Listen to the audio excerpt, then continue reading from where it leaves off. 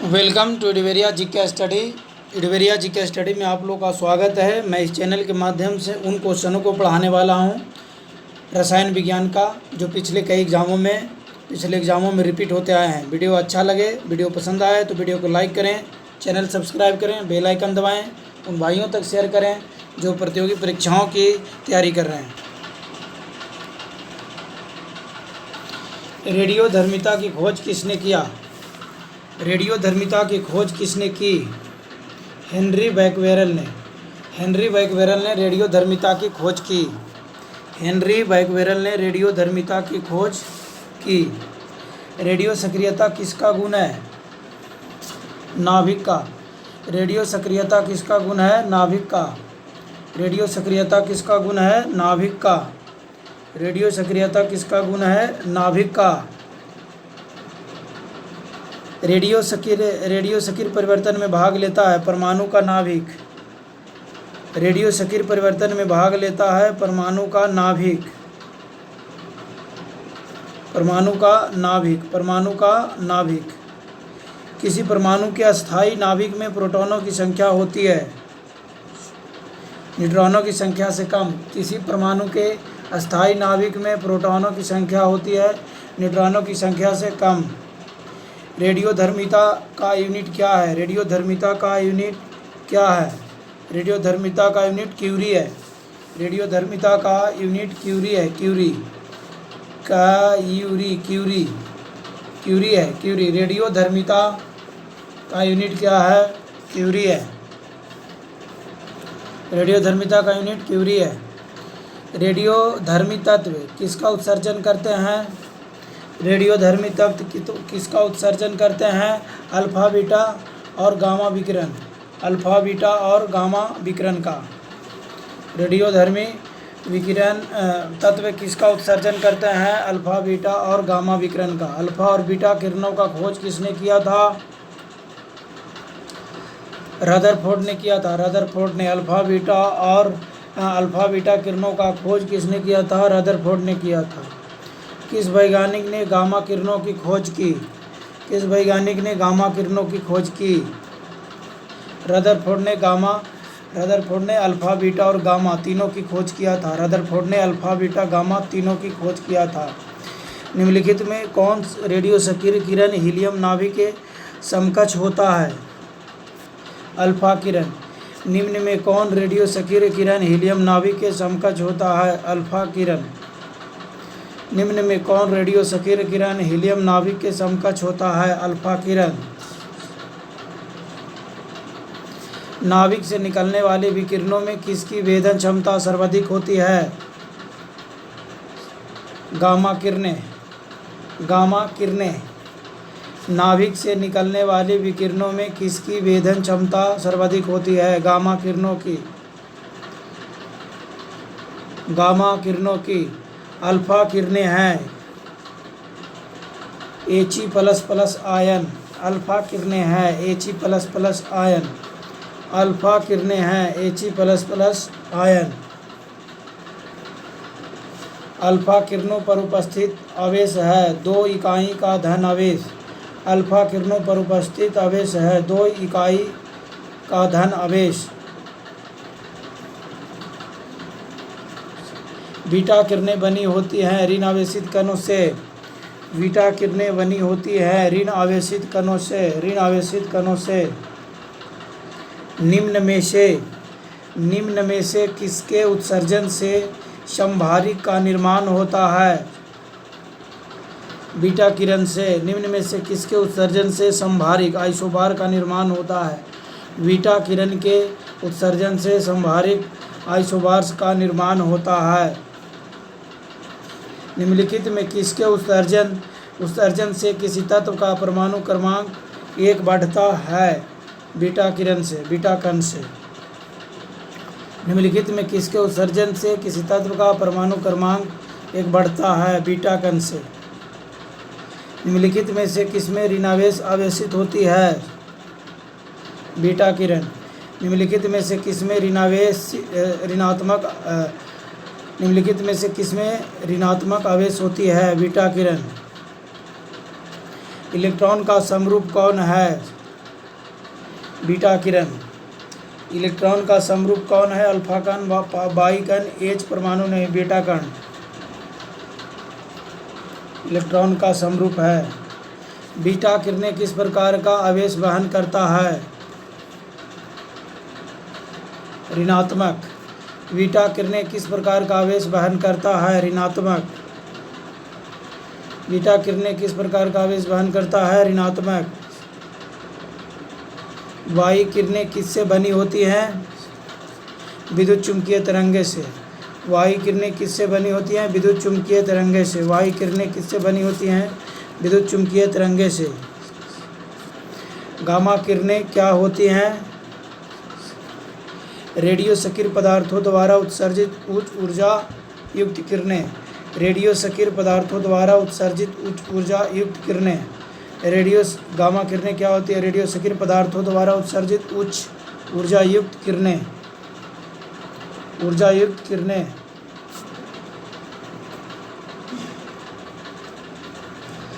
समस्त रेडियो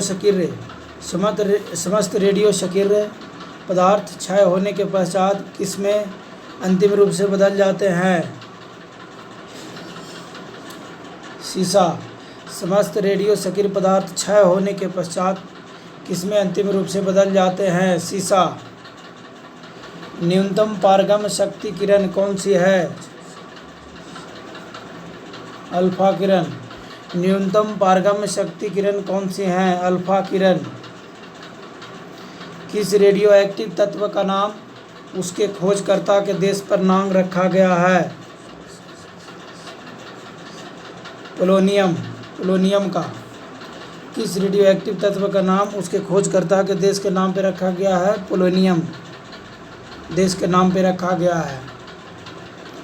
किस radio active तत्व का नाम उसके खोजकर्ता के देश के नाम पर रखा गया है? पोलोनियम रेडियो एक्टिव तत्व का नाम उसके खोजकर्ता के देश के नाम पर रखा गया है। निम्नलिखित में से कौन सा तत्व प्राकृतिक रेडियो सक्रियता नहीं दर्शाता है?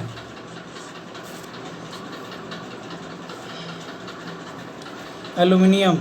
निम्नलिखित में कौन सा तत्व प्राकृतिक रेडियो सक्रियता नहीं दर्शाता है? एल्युमिनियम। किस रेडियो एक्टिव तत्व का नाम उसके खोजकर्ता के देश के नाम पर रखा गया है? पोलोनियम। नाभिकीय विखंडन के दौरान अभिक्रिया को नियंत्रित करने के लिए न्यूट्रॉनों का अवशोषण करने हेतु निम्न में से किसका प्रयोग किया जाता है? बोरान। नाभिकीय विखंडन के दौरान श्रृंखला अभिक्रिया को नियंत्रित करने के लिए न्यूट्रॉनों का अवशोषण करने हेतु निम्न में से किसका प्रयोग किया जाता है? बोरान का। निम्नलिखित में से कौन एक रेडियो एक्टिव तत्व नहीं है? जर्कोनियम। जर्कोनियम रेडियो एक्टिव तत्व नहीं है। निम्नलिखित में से कौन एक रेडियो एक्टिव तत्व नहीं है? जर्कोनियम।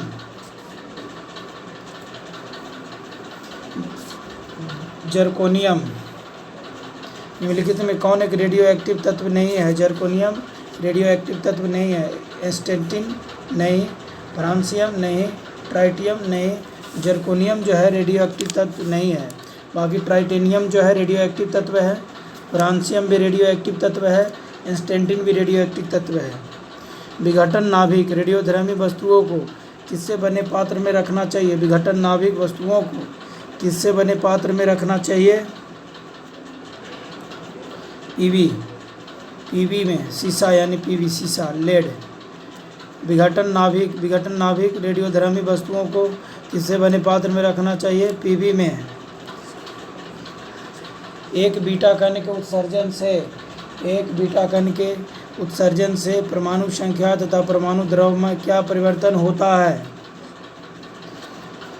परमाणु क्रमांक में 1 की वृद्धि। परमाणु क्रमांक में 1 की वृद्धि व परमाणु द्रव्यमान में अपरिवर्तित। परमाणु द्रव्यमान में अपरिवर्तित। परमाणु द्रव्यमान में अपरिवर्तित।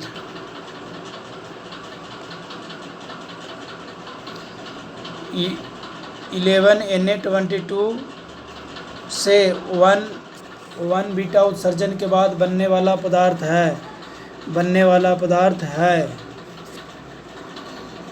Mg। 11Na22 से 1 बीटा उत्सर्जन के बाद बनने वाला पदार्थ है Mg। 92U236 87U224 में कितने अल्फा बीटा का अनुसर्जित होते हैं? 3 अल्फा 1 बीटा, 3 अल्फा 1 बीटा। यदि किसी रेडियोधर्मी पदार्थ की मात्रा को दुगना कर दिया जाए, यदि किसी रेडियोधर्मी पदार्थ की मात्रा को दुगना कर दिया जाए तो रेडियोधर्मी क्षरण की दर अपरिवर्तित रहती है। रेडियोधर्मी पदार्थ का आधा जीवन काल 70 दिन का है। उसी पदार्थ का 1 ग्राम कितने दिन बाद 0.2 ग्राम रह जाएगा? 0.25 ग्राम रह जाएगा। 140 दिन बाद। 140 दिन बाद। रेडियोधर्मी पदार्थ का आधा जीवन काल 70 दिन का है। उसी पदार्थ का 1 ग्राम कितने दिन बाद 0.25 ग्राम रह जाएगा? 140 दिन बाद। यदि किसी रेडियोधर्मी पदार्थ का अर्ध जीवन काल हाफ लाइफ पीरियड 1 दिन हो तो 4 दिन के पश्चात उसकी प्रारंभिक मात्रा का कितना भाग शेष रह जाएगा? 6.1/4%। 6.1/4%। यदि किसी रेडियोधर्मी पदार्थ का अर्ध जीवन काल 1 दिन हो तो 4 दिन के पश्चात उसकी प्रारंभिक मात्रा का कितना भाग शेष रह जाएगा? 6.1/4%। एक रेडियोएक्टिव पदार्थ की अर्ध आयु 4 महीने है। इस पदार्थ के 3/4 भाग का क्षय होने में समय लगेगा 8 महीने। एक रेडियोएक्टिव पदार्थ की अर्ध आयु 4 महीने है। इस पदार्थ के 3/4 भाग का क्षय होने में समय लगेगा 8 महीने लगेगा। कितने महीने? 8 महीने। वह प्रणाली क्या कहलाती है जो प्रागैतिहासिक पदार्थों का काल निर्धारित करने के लिए विघटन नाभिकता का प्रयोग करती है? विघटन नाभिकता का प्रयोग करती है। कार्बन काल निर्धारण। वह प्रणाली क्या कहलाती है जो प्रागैतिहासिक पदार्थों का काल निर्धारित करने के लिए विघटन नाभिकता का प्रयोग करती है? कार्बन काल निर्धारण। पृथ्वी का आयु का आकलन किया जाता है यूरेनियम डेटिंग से। पृथ्वी की आयु का आकलन किया जाता है यूरेनियम डेटिंग से। यूरेनियम डेटिंग से किया जाता है। यूरेनियम डेटिंग से किया जाता है। पृथ्वी की आयु का आकलन यूरेनियम डेटिंग से किया जाता है। आयु का आकलन कार्बन डेटिंग से किया जाता है। कार्बन डेटिंग से नहीं,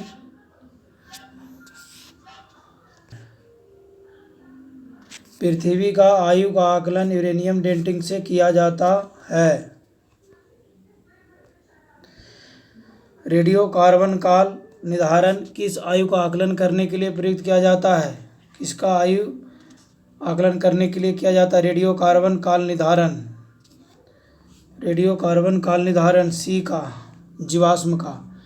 रेडियो कार्बन काल निर्धारण किसकी आयु का आकलन करने के लिए प्रयुक्त किया जाता है? जीवाश्म का। सबसे पहले रेडियो सक्रियता शब्द का प्रयोग किसने किया था? हेनरी बैकवेरेल ने। सबसे पहले रेडियो सक्रियता शब्द का प्रयोग किसने किया था? हेनरी बैकवेरेल ने। सबसे पहले रेडियो सक्रियता शब्द का प्रयोग किसने किया था? हेनरी बैकवेरेल ने। यूरेनियम विखंडन की सतत प्रक्रिया को जारी रखने के लिए किस कण की जरूरत होती है? न्यूट्रॉन। यूरेनियम विखंडन की सतत प्रक्रिया को जारी रखने के लिए किस कण की जरूरत होती है? न्यूट्रॉन। परमाणु बम का आविष्कार किसने किया था? ऑटो हॉर्न ने किया था। Auto horn. परमाणु बम का आविष्कार किसने किया था? ऑटो हॉर्न ने किया था। परमाणु शक्ति संयंत्र किस सिद्धांत पर काम करता है? नाभिकीय विखंडन के सिद्धांत पे। नाभिकीय विखंडन के सिद्धांत पे। परमाणु शक्ति संयंत्र किस सिद्धांत पे काम करता है? नाभिकीय विखंडन के सिद्धांत पे। नाभिकीय रिएक्टर। नाभिकीय रिएक्टर के निर्माण के लिए निम्नलिखित में कौन सा तत्व है? जिरकोनियम। नाभिकीय रिएक्टर के निर्माण के लिए निम्नलिखित में कौन सा तत्व आवश्यक है? जिरकोनियम। निम्नलिखित में कौन सा सौर ऊर्जा स्रोत है? नाभिकीय संलयन। निम्नलिखित में कौन सा सौर ऊर्जा स्रोत है? नाभिकीय संलयन। नाभिकीय संलयन। नाभिकीय संयंत्रों में ग्रेफाइट का उपयोग किया जाता है विमंदक की तरह। नाभिकीय संयंत्रों में ग्रेफाइट का उपयोग किया जाता है विमंदक की तरह। न्यूक्लियर रिएक्टरों में विमंदक और प्रशीतक दोनों की तरह प्रयुक्त होने वाला है। विमंदक और प्रशीतक दोनों की तरह उपयोग होने वाला कौन है? भारी पानी। भारी पानी। न्यूक्लियर रिएक्टरों में विमंदक और प्रशीतक दोनों की तरह प्रयुक्त होने वाला पदार्थ है भारी पानी। रेडियोधर्मिता नापी जाती है गिगर मुलर काउंटर द्वारा। रेडियोधर्मिता नापी जाती है गिगर मुलर काउंटर द्वारा। हाइड्रोजन बम किस सिद्धांत पे काम करता है? अनियंत्रित संलयन में अभिक्रिया। हाइड्रोजन बम किस सिद्धांत पे कार्य करता है? अनियंत्रित संलयन अभिक्रिया पर। हाइड्रोजन बम विकसित किया गया था एडवर्ड टेलर द्वारा। हाइड्रोजन बम को किसने विकसित किया था? एडवर्ड टेलर द्वारा विकसित किया गया था। हाइड्रोजन बम विकसित किया गया था एडवर्ड टेलर द्वारा। अति प्राचीन चट्टानों के आयन उदाहरण में किसका उपयोग किया जाता है? Potassium argon dating. Potassium argon dating का। अति प्राचीन चट्टान यानी पत्थर को आयन उदाहरण में किसका उपयोग किया जाता है? Potassium argon dating. Potassium argon dating का।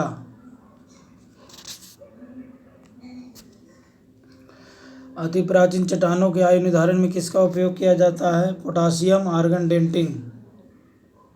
निम्नलिखित रेडियो तत्वों में से किसका उपयोग मनुष्य के शरीर में रक्त प्रवाह की गति को मापने में किया जाता है? रेडियो सोडियम का। रेडियो सोडियम का। निम्नलिखित रेडियो तत्वों में किसका उपयोग मनुष्य के शरीर में रक्त प्रवाह की गति के मापन में किया जाता है? Radio sodium. Alpha beta gamma की वेधन शक्तियाँ अपने अवरोही क्रम में किस क्रम में होती हैं? Gamma beta alpha. Gamma beta alpha. Alpha beta gamma की वेधन शक्ति अपने अवरोही क्रम में मतलब घटते क्रम में कैसे होता है? गामा बीटा अल्फा घटते क्रम में होता है। वीडियो अच्छे लगे होंगे तो वीडियो को लाइक करें, चैनल सब्सक्राइब करें, बेल आइकन दबाएं, उन भाइयों तक शेयर करें जो प्रतियोगी परीक्षाओं की तैयारी कर रहे हैं।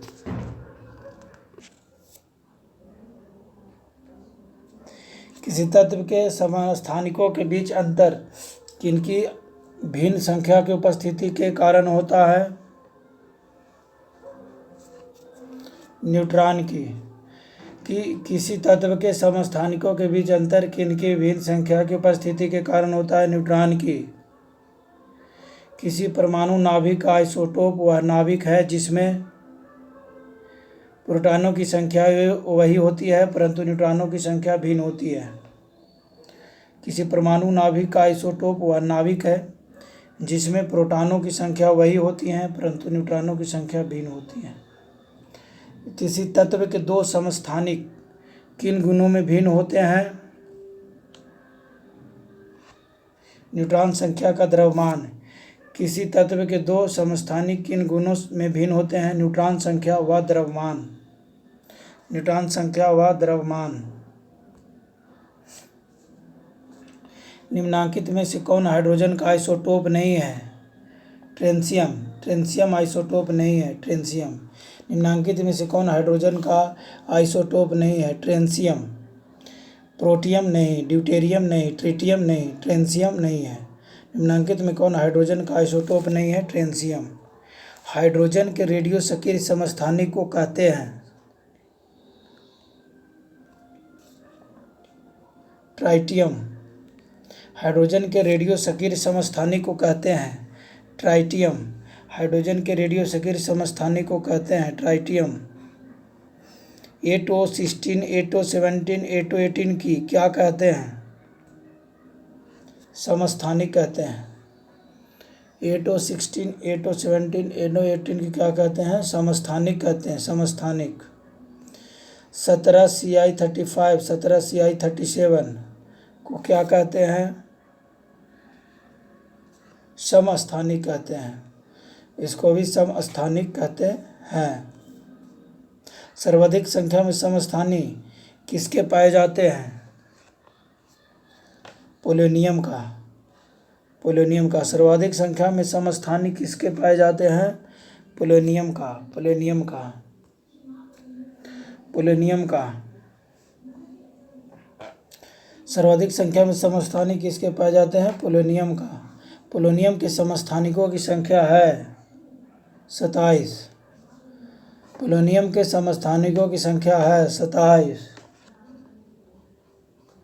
चट्टानों की आयु ज्ञात करने के लिए रेडियो एक्टिव आयु आंकलन में किस समस्थानिक का उपयोग किया जाता है?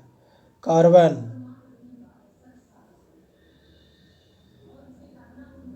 12 महीने यूरेनियम का। चट्टानों की आयु ज्ञात करने के लिए रेडियो एक्टिव आयु आंकलन में किसका समस्थानिक का उपयोग किया जाता है? यूरेनियम समस्थानिक का प्रयोग किया जाता है, यूरेनियम समस्थानिक का।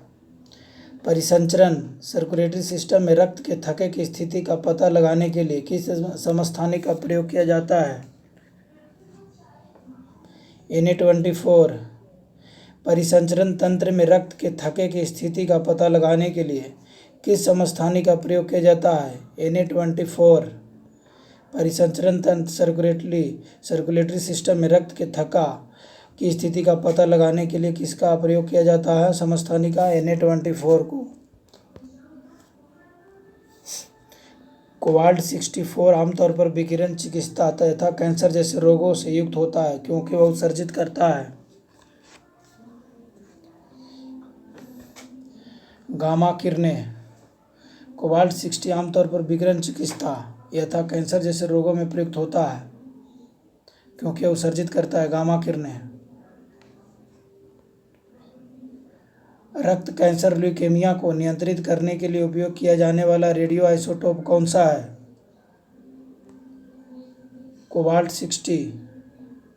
रक्त कैंसर को नियंत्रित करने के लिए उपयोग किए जाने वाला रेडियो आइसोटोप कौन सा है? कोबाल्ट 60।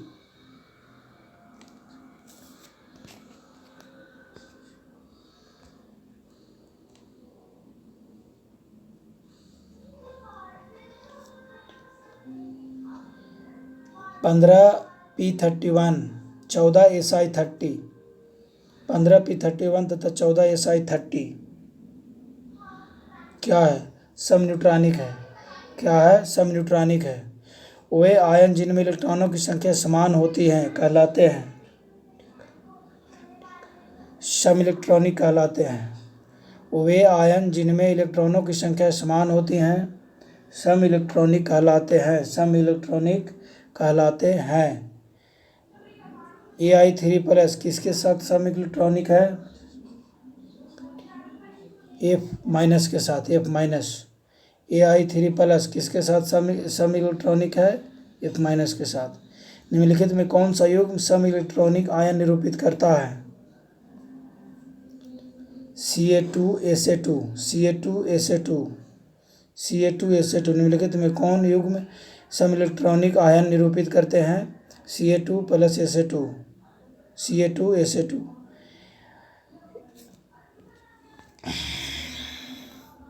निम्नलिखित में से किसके उत्सर्जन से संभारिक उत्पन्न होते हैं? संभारिक उत्पन्न होते हैं बीटा किरण से। बीटा किरण के उत्सर्जन से संभारिक उत्पन्न होते हैं। बीटा किरण से उत्सर्जन से संभारिक उत्पन्न होते हैं। बीटा किरण के उत्सर्जन से संभारिक उत्पन्न होते हैं। समस्थानिकों में भिन्न भौतिक गुण होते हैं और समान रासायनिक गुण होते हैं। समस्थानिकों में क्या होता है? भिन्न भौतिक गुण होते हैं और समान रासायनिक गुण होते हैं। समान रासायनिक गुण समान होते हैं और भौतिक गुण भिन्न होते हैं। ट्राइटिनियम T में प्रोटॉन P और न्यूट्रॉन N की संख्या क्रमशः क्या है? 1p2n, 1p2n है ट्राइटियम T में प्रोटॉन और P और न्यूट्रॉन N की संख्या है 1p+2n, 1p+2n। ट्राइटियम T में प्रोटॉन P ट्राइटियम में प्रोटॉन और न्यूट्रॉन की संख्या क्रमशः क्या है? 1p + 2n, 1p + 2n। Video अच्छा लगा होगा तो वीडियो को लाइक करें, चैनल सब्सक्राइब करें, बेल आइकन दबाएं, उन भाइयों तक शेयर करें जो प्रतियोगी परीक्षाओं की तैयारी कर रहे हैं।